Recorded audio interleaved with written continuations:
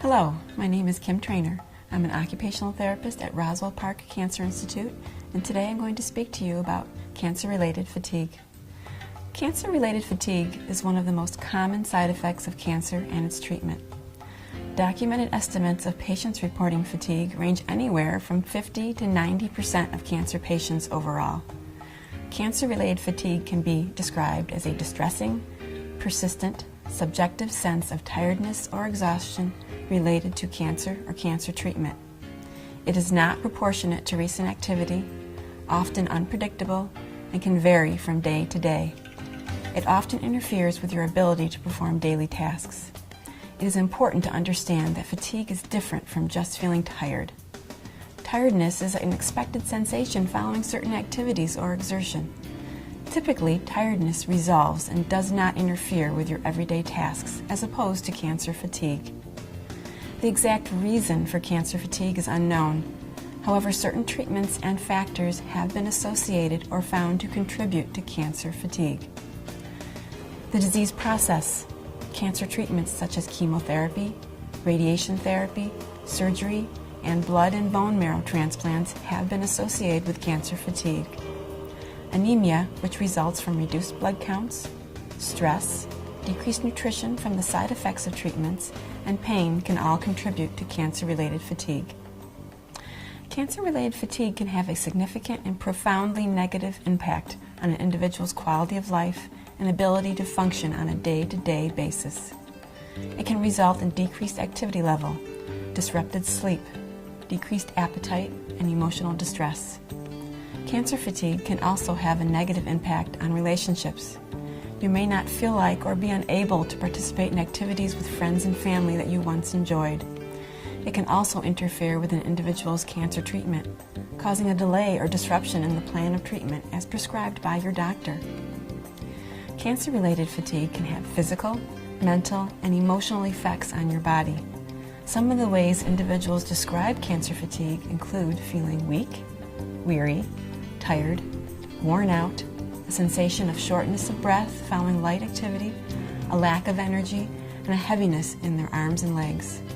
Mental symptoms can include forgetfulness, decreased concentration, diminished attention span, lack of motivation, and a loss of interest in pastimes and hobbies.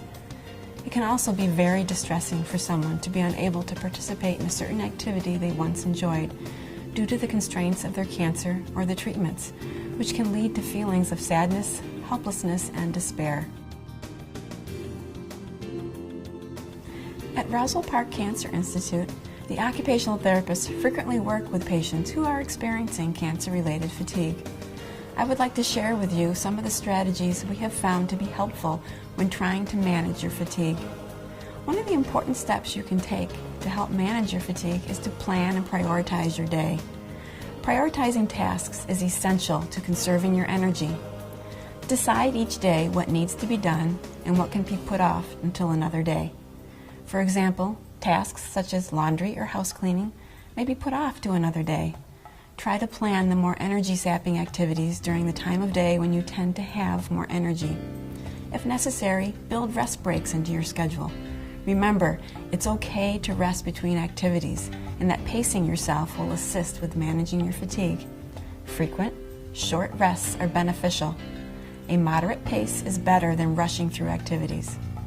When planning and prioritizing your day, it's important to be realistic. If you plan too many activities into one day, you may not be able to complete them all, and that can be very distressing. And remember, be flexible. Since cancer fatigue can be highly variable, realize that some days it will be easier to get things done than other days. You might find keeping a journal helpful with planning your day, tracking fatigue levels, and identifying when you have the most energy. Another strategy helpful to combating cancer fatigue is energy conservation. Energy conservation is basically taking a look at your everyday activities and figuring out the way to accomplish them using the least amount of energy possible. For example, by storing frequently used items within easy reach allows you to minimize trips to the bathroom or kitchen and eliminates repeated bending and reaching. Alternate sitting and standing to complete activities such as shaving, applying makeup, and meal preparation. Try carrying several smaller loads of an item or use a cart. The use of electric appliances such as mixers and can openers can help to conserve energy. Adaptive equipment is also available to help with conserving energy and may be also beneficial if you are experiencing pain. Some examples of adaptive equipment include long-handled bath sponges, reachers, and shoe horns. The use of proper body mechanics also helps to conserve energy, such as using a well-supported chair and bending at the hips and knees as opposed to the waist. When looking at energy conservation, it's important to remember that we have established long-standing habits and have been doing activities a certain way for probably many years of our lives, and that changing our habits is not always easy. So take a step back, analyze how you are completing tasks, and you may be surprised at how much energy you could conserve by altering a few steps. Another important step in managing your cancer fatigue is to stay active and exercise. Staying involved in activities you enjoy, if you're able, can have not only physical benefits but emotional benefits as well. Activities that are meaningful to you help rest your mind, boost your spirits, and improve your overall well-being.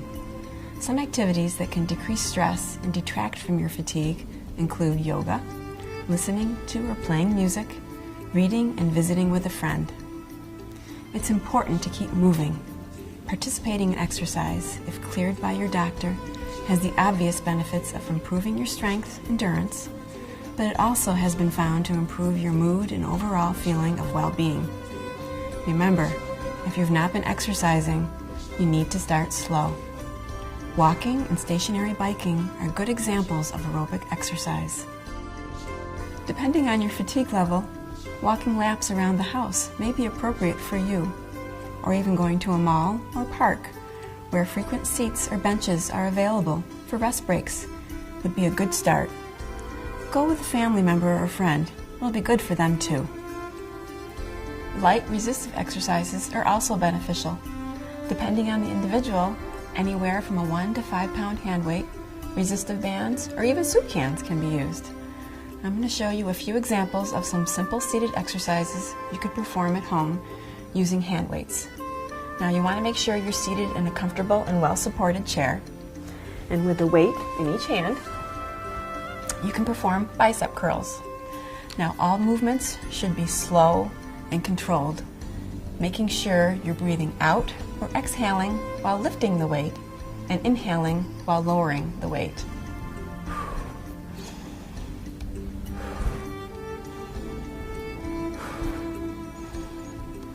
Another arm exercise that you can perform is the overhead shoulder presses. So again, with a weight in each hand, you're going to reach up almost like you're punching toward the ceiling, and you're going to alternate from side to side. And again, you want to concentrate on your breathing.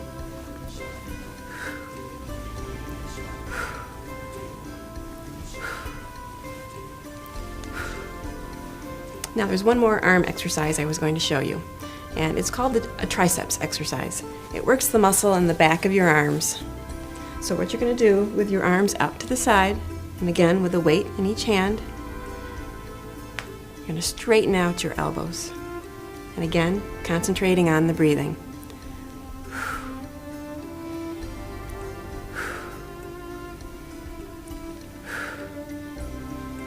So there's a couple arm exercises for you. Now I'm going to also show you a couple leg exercises that you can perform. Now these can be performed with or without ankle weights to add some extra resistance if you want. I've got them here, so I'll put one on one leg so you can see.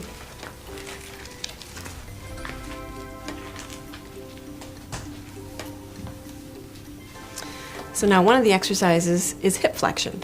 Again, you're going to alternate your extremities, you're going to alternate your legs. So you're going to, like you're lifting your knee up towards the ceiling.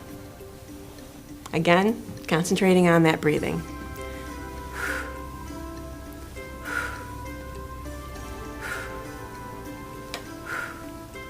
And there's one more exercise I'm going to show you, and knee extensions. So again, alternating legs. You're just going to kick that foot out. Again, everything should be slow and controlled, and concentrating on your breathing.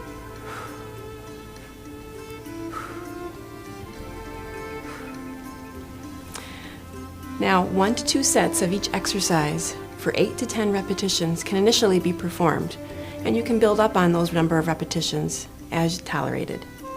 Remember, check with your doctor first before starting any exercise program and take it slow. Another important part of fatigue management is trying to maintain a regular sleep schedule and being consistent with bedtime and wake times. Naps are okay, but you should try to avoid long afternoon naps. Establishing a pre-sleep routine may help you unwind before you sleep. By remaining active during the day, you may find it easier to fall asleep and sleep better at night. Now, some of the strategies I have presented to you today you may already be using, but hopefully I have given you some other suggestions which may be helpful to you. There are no specific treatments which will completely resolve all of your fatigue, but these strategies may be helpful with managing it.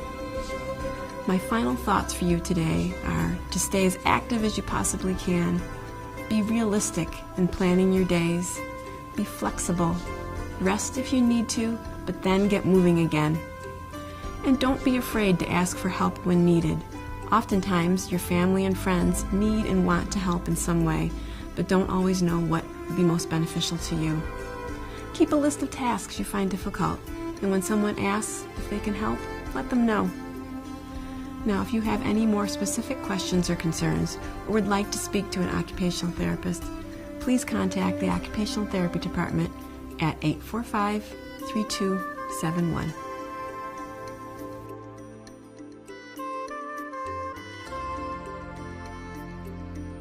Hello, my name is Elizabeth Obenauer. I'm a registered dietitian at Roswell Park Cancer Institute, and I'm here to talk to you today about the relationship between nutrition and fatigue. There is a cyclic relationship between nutrition and fatigue. When you're feeling fatigued, you tend to eat less. Your body then uses its fat and protein reserves for energy. This leads to weight loss and worsening fatigue as your fuel stores become more depleted. This cycle can decrease your tolerance to cancer therapies, such as surgery, chemotherapy, radiation, and also increase your recovery time. Inadequate nutrition can also impact your ability to fight off infection, especially when you are already at greater risk from your cancer and its treatments. During this time, you may be at greater risk for healing wounds from surgery, sores, inflammation, or other skin breakdown. You rely on nutrition to make you feel stronger and improve your general sense of well-being, your quality of life. Some factors that can contribute to poor nutrition are nausea and vomiting, sores of the mouth or throat, constipation or diarrhea, loss of appetite, altered sense of taste or smell perception. You may benefit from some help from a caregiver for assistance with getting enough nutrition. Not everyone undergoing cancer treatment will encounter these difficulties, but if you do, it's good to be equipped with a few approaches to minimize the impact on your nutritional health. If you are experiencing nausea and vomiting, please be sure to take any medications the doctor has given you for fighting the nausea. Many of the newer drugs are quite effective. You may want to try eating easily digestible carbohydrate sources such as toast, crackers, hot or cold cereal, rice, pasta, noodles, pudding, custard, or tapioca. Be sure to stay well hydrated. Drink a variety of fluids, including water, fruit juice, ginger ale, popsicles, gelatin, sports beverages, and broth. You may need to drink 1/2 to 1 cup of fluid for each episode of vomiting to help replace these lost fluids. If you are having nausea, you should try to consume small meals more often and rely on the foods you think you will tolerate best. You may develop mouth sores or a sore throat associated with chemotherapy radiation, surgery, or medications. In this situation, it is recommended that you try soft foods such as mashed potatoes, cottage cheese, scrambled eggs, yogurt, or other smooth or chilled foods and beverages. Try adding gravy, sauces, or cream soups to food for additional moisture. Avoid highly acidic foods like citrus fruits and tomato products. Constipation can be a common side effect of pain medications. Under these circumstances, you should try to increase the fiber in your diet by eating more fruits and vegetables, whole grains, dried fruits such as raisins and prunes, nuts, and beans. It is important to increase the amount of fluid you are taking in when you're increasing your fiber intake.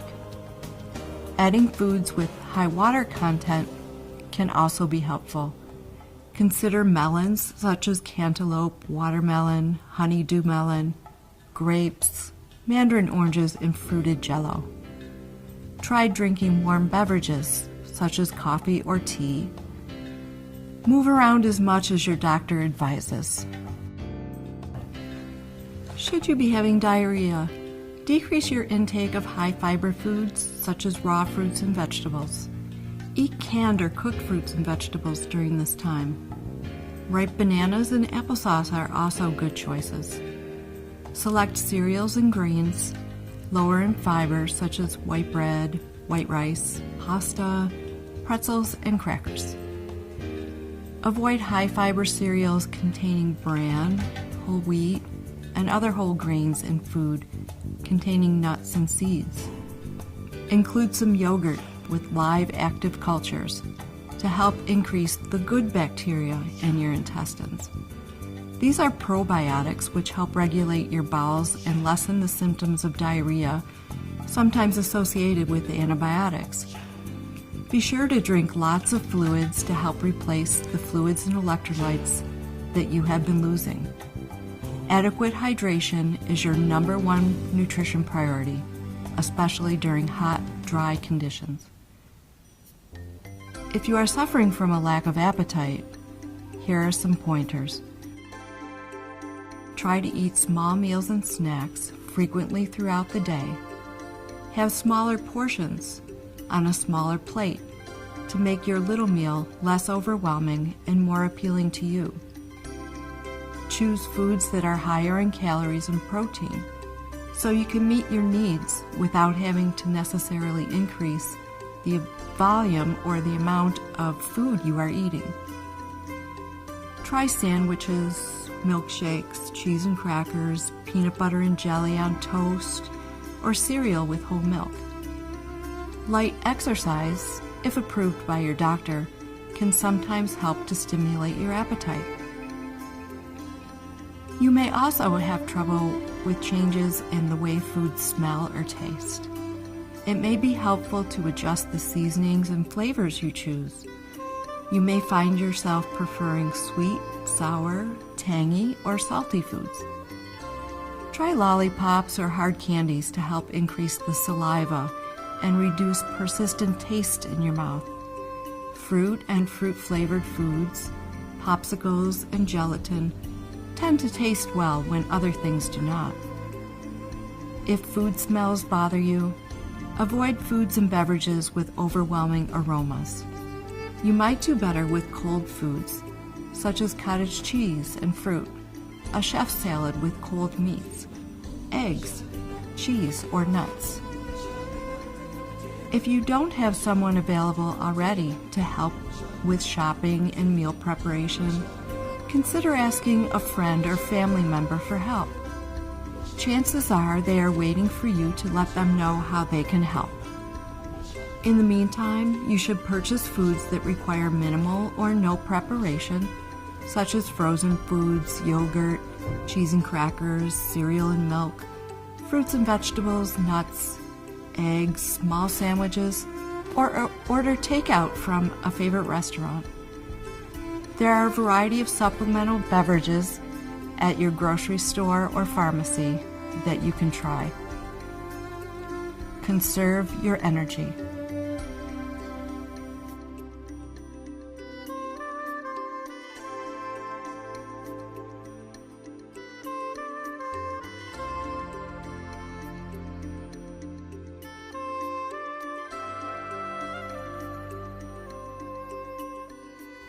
Hi, I'm Dr. Kathleen Shanahan. I'm a medical psychologist in the Department of Psychosocial Oncology at Roswell Park. You've heard from my colleagues, a dietitian and occupational therapist, that there are many approaches to manage fatigue. But changing behaviors can feel overwhelming in the best of times and can be especially difficult when you're fatigued. I'm reminded of the words of Eleanor Roosevelt in trying to manage fatigue. You must do the things you think you cannot do.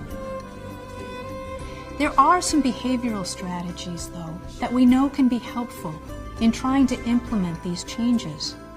And a structured approach can be very helpful to achieving your goals. The place we want to start is to set those goals.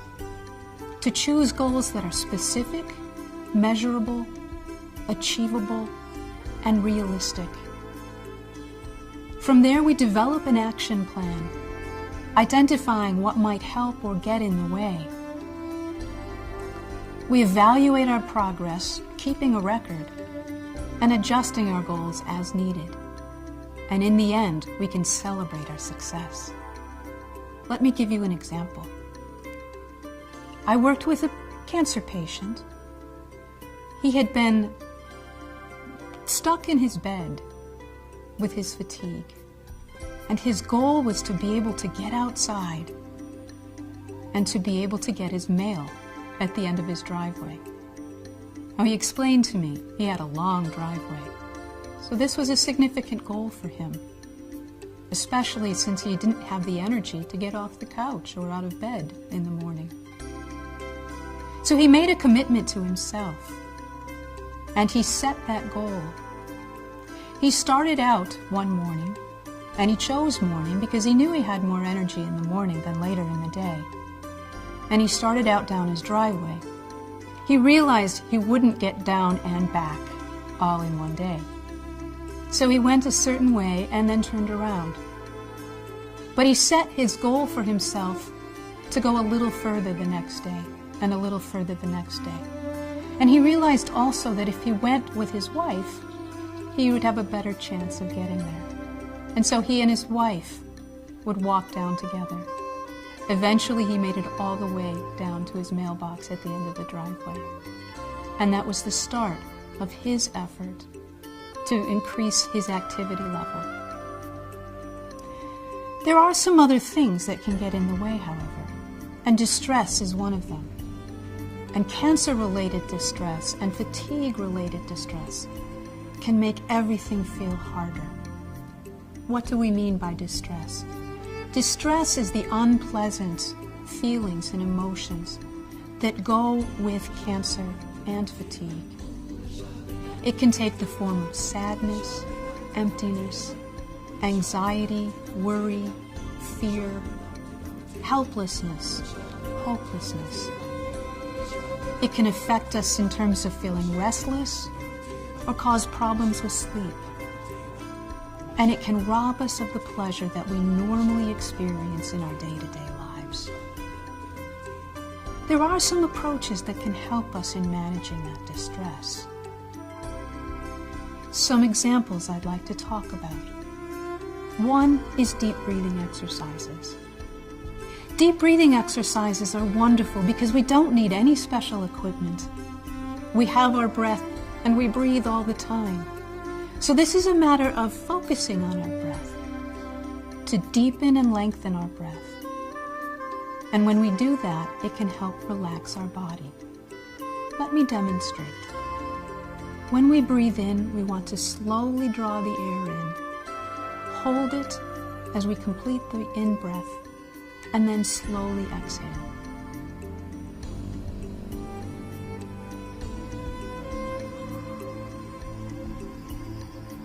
If you can remember to do that at various times during the day, it can help to relax your body and re-energize you.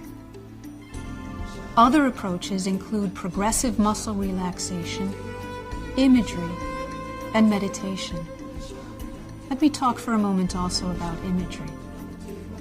Imagery is tapping into our imagination to put ourselves into a comfortable, relaxing, rejuvenating scene. We do this all the time when our mind wanders. In this case, we get to decide where our mind will wander, and we can create the scene. Choose your scene. It may be a favorite vacation place. It may be an island in the Bahamas. It may be a mountain meadow. Use your imagination to create that space in your mind.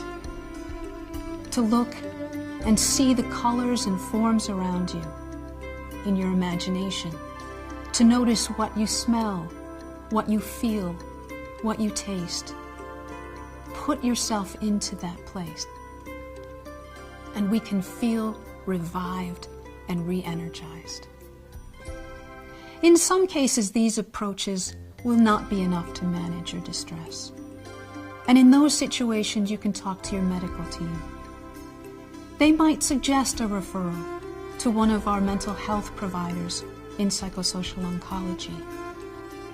These staff have specialized training in helping cancer patients and their loved ones in dealing with stress and fatigue.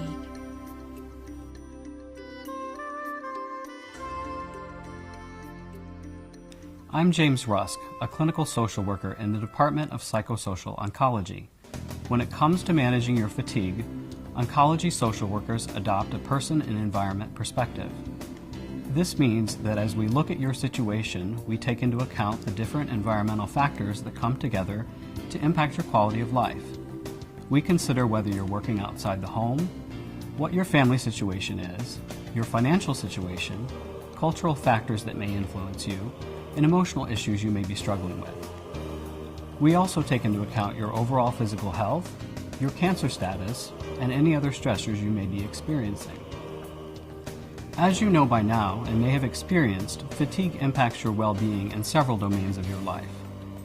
Your physical well-being is impacted by your nutritional intake, sleep, and exercise. Your emotional well-being is impacted by your ability to participate in meaningful activities and whether you're able to make meaning out of your experience with cancer. Your social well-being is impacted by whether you're able to enjoy time with others whom you value. Your economic well-being is impacted by unexpected costs related to your illness or status changes with your work. Being fatigued affects your mood. It puts you at an increased risk for depression and anxiety, and you may also find yourself very irritable. Fatigue affects your social relationships because if you have limited energy, you feel you must in turn limit your activities. Fatigue can affect job performance, your ability to maintain family and household responsibilities, and can even impact your ability to undergo cancer treatment. Caregivers can be profoundly affected by your fatigue. Often they're not sure how to respond. Should they push you to do things you seem not to want to do, or should they let you decide? Should they complete tasks for you, or should they rely on you to say what you need? Caregivers may experience their own distress around these issues, and they may benefit from additional support. Perhaps most importantly, fatigue profoundly affects your personal well-being and sense of joy. If you're not able to participate in hobbies and meaningful activities, or activities of daily living, your attitude toward the future certainly suffers. I say all of these things because help is available from social workers to address these kinds of concerns. Social workers at Roswell provide guidance and emotional support, linkage to community resources, direction through Roswell's healthcare system, and help with parts of your life impacted by cancer treatment. We are a direct self-referral service, and there is no charge for the assistance we provide. You can call the Department of Psychosocial Oncology at 716-845-8022 and request to meet with or talk to a social worker. In addition, there are phone and internet-based resources available to you should you desire to seek resources and help on your own.